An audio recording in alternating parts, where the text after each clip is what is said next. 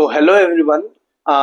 आज से हम लोग नीट इम्पोर्टेंट सीरीज का स्टार्ट कर रहे हैं। ठीक है, तो हम लोग जानते हैं कि नीट में ज़्यादा दिन तो बचा नहीं है, तो जितना भी दिन बचा है उसमें मैं प्रीवियस ईयर ट्रेंड एनालिसिस करके कोशिश कर रहा हूँ कि जो मोस्ट एक्सपेक्टेड क्वेश्चन है या मोस्ट एक्सपेक्टेड टॉपिक्स है जहाँ से क्वेश्चन आने की प्रोबेबिलिटी है वो मैं डिस्कस करूँ। ठीक है, डिस्कस करूँ तो यहाँ से हो सकता है कि नीट में क्वेश्चन आए, तो आप इन टॉपिक्स को अच्छे से पढ़िएगा और इनका स्क्रीनशॉट लेके या शॉर्ट नोट्स बना करके रखिएगा। तो without further delay let's we start. Okay, so हमारा पहला टॉपिक जो है बायोलॉजी का chemical coordination and integration chapter से है, जो हार्मोन का चैप्टर है। वहां पे डिसऑर्डर वाले पार्ट से मैंने ट्रेंड एनालिसिस देखा तो बहुत क्वेश्चंस आए हैं। तो देखिए हम लोग स्टार्ट करते हैं। तो NEET sure shot series target है हमारा 360 आउट ऑफ 360। तो हार्मोनल डिसऑर्डर, सो पहले हम लोग पिट्यूटरी ग्लैंड से होने वाले जो भी डिसऑर्डर्स है उसको देखेंगे। तो पिट्यूटरी डिसऑर्डर में पहला डिसऑर्डर आता है गाइगैंटिज्म, दूसरा है डॉर्फिज्म और तीसरा है एक्रोमेगाली। पहला है गाइगैंटिज्म, दूसरा है डॉर्फिज्म, तीसरा है एक्रोमेगाली। तो पिट्यूटरी ग्लैंड के इंटीरियर पार्ट से बहुत सारे हार्मोन्स निकलते हैं, उसमें से एक मेजर हार्मोन है ग्रोथ हार्मोन। अब अगर ये ग्रोथ हार्मोन हमारे बॉडी में ज्यादा सीक्रेट होने लगा, हाइपर सीक्रेशन होने लगा, तो इससे जो डिसऑर्डर होगा उसको बोलेंगे गाइगैंटिज्म। इसमें क्या होगा, बॉडी का एबनॉर्मल ग्रोथ हो जाएगा, हद से ज्यादा लंबा हो जाएगा। तो गाइगैंटिज्म का कॉज क्या है, hyper secretion of growth hormone. दूसरा है हमारे पास डॉर्फिज्म। तो हम लोग जानते हैं डॉर्फिज्म में क्या होगा, इंसान का हाइट छोटा होता है। ये हाइट छोटा होने का कारण है hyposecretion of growth hormone. So growth hormone अगर हाइपोसिक्रेशन मतलब कम सीक्रेट हो रहा है तो स्टंटेड ग्रोथ मतलब हाइट कम होगा। ओके, और तीसरा है एक्रोमेगाली। ये इंपॉर्टेंट है थोड़ा। एक्रोमेगाली वो होगा जैसे मान लो बच्चे चाइल्डहुड स्टेज में अगर ग्रोथ हार्मोन इंक्रीज हो गया तो गाइगैंटिज्म। अब अगर एक सर्टेन एज के बाद मिडिल एज में, स्पेशली इन अडल्ट स्टेज, अगर ग्रोथ हार्मोन इंक्रीज हो गया तब जो डिसऑर्डर होगा उसको हम लोग एक्रोमेगाली बोलेंगे। इस एक्रोमेगाली क्या है cause, hyper secretion of growth hormone in middle age specially in the adults. Severe disfigurement mainly in the face. इसमें फेस में डिसइनफिगरमेंट हो जाएगा, जैसे नॉर्मल फेस होता है यहाँ पे नॉर्मल फेस नहीं होगा। ये जो चिन है हम लोग का वो इनलार्ज हो जाएगा, फिंगर्स इनलार्ज हो जाएंगे। अब इसका एक एनसीईआरटी सेक्शन देखते हैं हम लोग। Over secretion of growth hormone stimulates abnormal growth of the body leading to gigantism. अगर ओवर सिक्रेशन हो रहा है तो उससे कौन सा डिसऑर्डर होगा, gigantism. Okay, and low secretion of growth hormone results in the stunted growth. तो लो सिक्रेशन होने से ग्रोथ रुक जाएगा और इसी को हम लोग resulting in the pituitary dwarfism, इसी को पिट्यूटरी डॉर्फिज्म बोलेंगे। Excess secretion of growth hormone in adult specially in middle age. Excess secretion of growth hormone in adult specially in middle age can result in severe disfigurement especially of the face and this is called acromegaly। तो अगर middle age में growth hormone बढ़ जाएगा तो face का डिसइनफिगरमेंट हो जाएगा, इसी को हम लोग एक्रोमेगाली बोलेंगे। विच में लीड टू, यहां से सबसे इंपॉर्टेंट लाइन स्टार्ट होता है एनसीईआरटी का, विच में lead to serious complications and premature death if unchecked. तो एक्रोमेगाली का जो सिम्टम्स है वो बहुत जल्दी पता नहीं चलता है, तो अगर पता नहीं चला तो इससे हम लोग का प्रीमेच्योर डेथ भी हो सकता है। The disease is hard to diagnose in the early stages. Acromegaly को अर्ली स्टेजेस में डायग्नोज करना पॉसिबल नहीं है। डायग्नोज मतलब उसके बारे में पता लगाना पॉसिबल नहीं है क्योंकि सिम्टम्स उतने अच्छे से अपीयर नहीं होते हैं। Often goes undetected for many year, ये बहुत सालों तक अनडिटेक्टेड रहता है। Until changes in external features becomes noticeable, जब तक एक्सटर्नल फीचर्स में चेंजेस नहीं होता है तब तक ये पता नहीं चलता है। इस इंसान का देखो जॉ इनलार्ज हो गया है, prominent chin and jaw, face, fingers ये सब इनलार्ज हो चुके हैं, तो ये एक्रोमेगाली का सिम्टम्स है। चलिए, तो हमारा नेक्स्ट जो डिसऑर्डर वाला टॉपिक है वो हाइपोथायराइडिज्म और हाइपरथायराइडिज्म से है। तो हमको पता है कि थायराइड ग्लैंड हमारे नेक रीजन में होता है और उससे एक थायरोक्सिन हार्मोन निकलता है जो बहुत सारा फंक्शंस प्ले करता है। अब बात यह है कि उसके फंक्शंस क्या है, तो उसको हम लोग सेपरेट वीडियो में देखेंगे। यहाँ पे जल्दी जल्दी सिर्फ डिसऑर्डर के बारे में पढ़ेंगे। तो याद रखिएगा, अगर वो थायरोक्सिन, अगर थायरोक्सिन हार्मोन, अगर थायरोक्सिन लो है तो हाइपोथायराइडिज्म, अगर ज्यादा है तो हाइपरथायराइडिज्म। अब देखते हैं हम लोग हाइपोथायराइडिज्म। तो हाइपोथायराइडिज्म में हम लोग को दो डिसऑर्डर मेनली पढ़ना है, एक है सिंपल गॉइटर और एक है क्रेटिनिज्म। अब ये सिंपल गॉइटर और क्रेटिनिज्म क्या है उसको देखते हैं। So simple goitre, hyposecretion of thyroxine और deficiency of iodine in diet. तो हम लोग का जो थायरोक्सिन है वो एक आयोडीनेटेड हार्मोन है, मतलब इसका जो सिंथेसिस होता है वो आयोडीन से होता है। तो अगर हमारे डाइट में प्रॉपर आयोडीन नहीं रहा तो थायरोक्सिन का सिक्रेशन और सिंथेसिस भी कम होगा।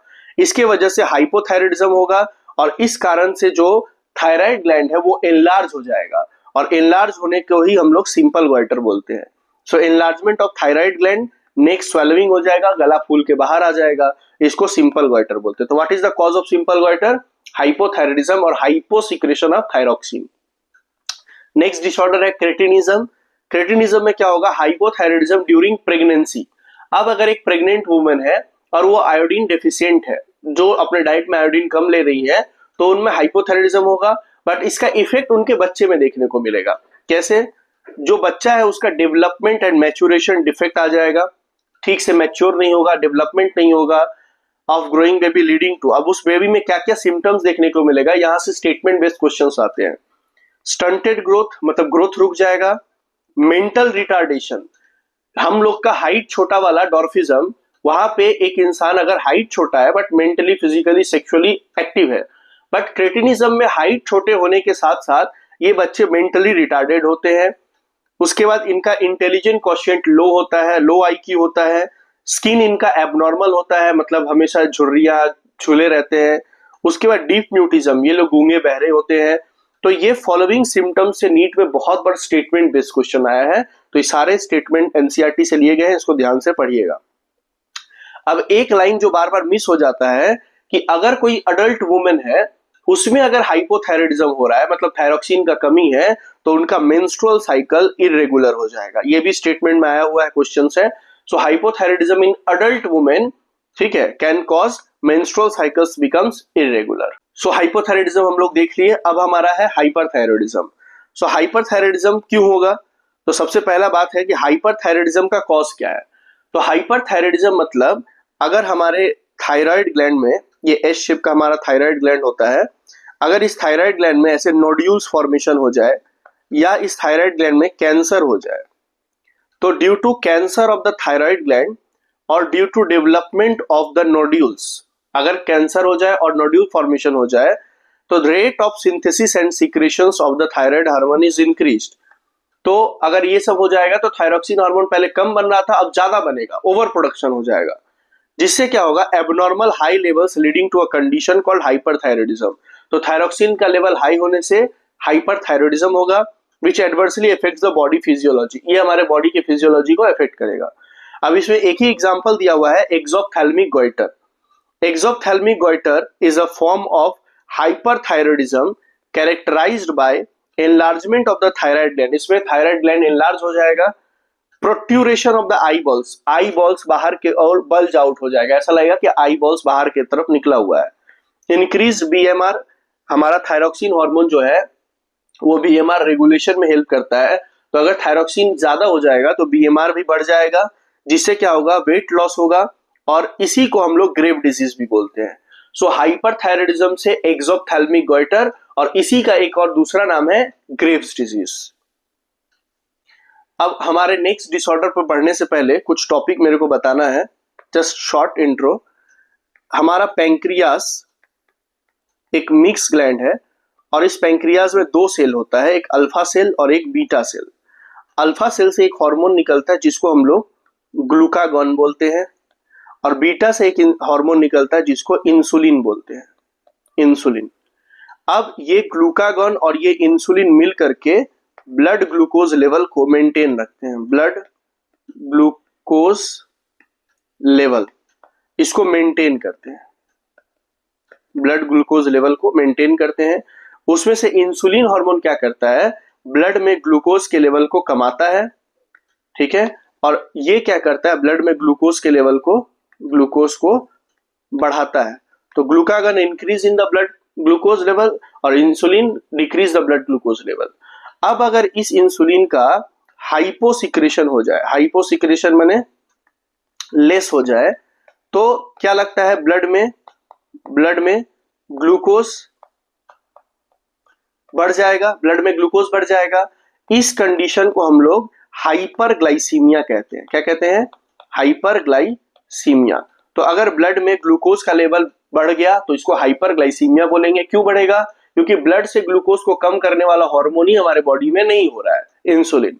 तो अब अगर ये बहुत दिन तक रहा तब एक कंडीशन अराइज होगा जिसको डायबिटीज मेलिटस बोलते हैं। देखते हैं।